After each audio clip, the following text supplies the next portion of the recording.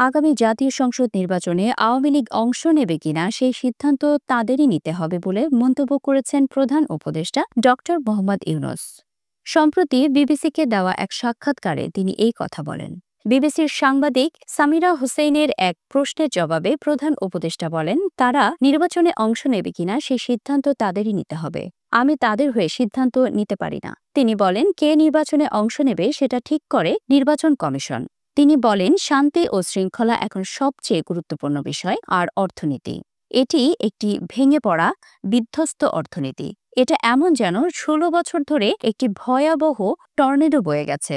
আমরা এখন সেই ভাঙা টুকরোগুলো জোড়া লাগানোর চেষ্টা করছি। প্রধান উপদেষ্টা বলেন, ২০২৫ সালের ডিসেম্বর এবং ২০২৬ সালের মার্চ মাসের মধ্যে যে কোনো সময় নির্বাচন অনুষ্ঠিত হবে। সেটা নির্ভর করছে অবাধ ও সুষ্ঠু নির্বাচনের জন্য কত দ্রুত তার সরকার সংস্কার প্রক্রিয়া শুরু করতে পারে। তিনি আরও বলেন, আমাদের প্রত্যাশা অনুযায়ী সময়ে সংস্কার হলে নির্বাচন হবে ডিসেম্বরে, আর সংস্কারের বেশি দরকার হলে নির্বাচন হতে আরও কয়েক মাস লাগতে পারে।